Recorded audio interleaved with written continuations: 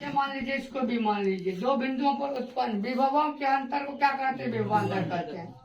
मान लीजिए ये 20 वोल्ट है, ठीक है, ये क्या है? 15 वोल्ट है। होने इसमें हो गया ना जी। आप देखिए, सबसे पहले ए बी जब ज्ञात कीजिएगा तो याद रखिएगा बी में ए को माइनस किया जाता है, बी में ए को माइनस, बी का वैल्यू 15। गलत हम कर दिए, नहीं जी, ये आपका उल्टा हो गया। 20 इसको मान लीजिए, इसको 15 मान लीजिए, तो गलत हो जाएगा नहीं तो 20 में क्या करना है? 15 को घटा दीजिए, 5 वोल्ट आएगा। नहीं, इसका भी मात्रक क्या होता है? इसका भी मात्रक वोल्ट ही होता है, ठीक है, समझ में आ गया। अगर कोई पूछेगा विभवांतर विद्युत वाहक बल, विभवांतर विद्युत वाहक बल, टर्मिनल विभवांतर और विभव, सबका मात्रक वोल्ट ही होता है।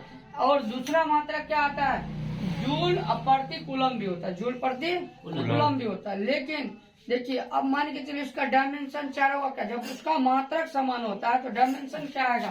तो देखिए V बराबर डब्लू है, क्यू, डब्लू आपका क्या है? कार्य। कार्य का पता है ना जी, कार्य ऊर्जा, स्थितिज ऊर्जा, गतिज ऊर्जा, सबका उसके बल आघूर्ण, उसका भी मात्रक, उसका भी में सूत्र समान होता है। m L/2 T/-2 होता है। आगे इसका एक ही आ जाएगा, तो m L/2 T/, यहाँ कितना 2 है 3, नीचे में ऊपर करेंगे तो इतना आ जाएगा।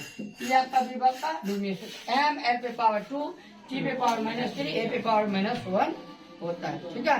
फिर उसके बाद क्या आता है आपका? अक्षीय स्थिति में विभव।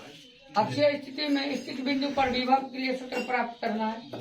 निरक्षीय स्थिति में ज्ञात करना है। निरक्षीय स्थिति में स्थित बिंदु पर विभव का सूत्र आएगा, तो उसका जो है ना आपको निरक्षीय में हमेशा याद रखिएगा क्या चीज में? चुंबक में भी, ठीक है। उसके बाद विद्युत विभव में भी आपका क्या होगा? चुंबक में जाइएगा तो उसके लिए विभव वो भी 0 होता है, यहाँ भी क्या होगा? 0 होता है निरक्षीय में, ठीक है। अब विद्युत क्षेत्र में तो आपको पता है ना कितना आता है? E बराबर 1/4πε0। अब P बाय क्या आता है?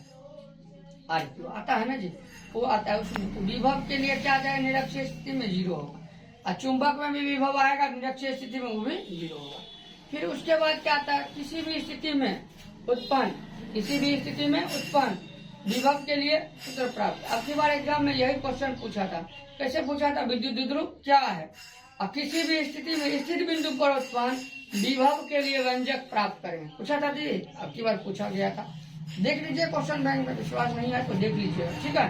तो अब की बार यही क्वेश्चन पूछा था, 5 नंबर में वो भी पूछा गया था। फिर उसके बाद वो भी साबित करेंगे। उसके बाद आता है क्या?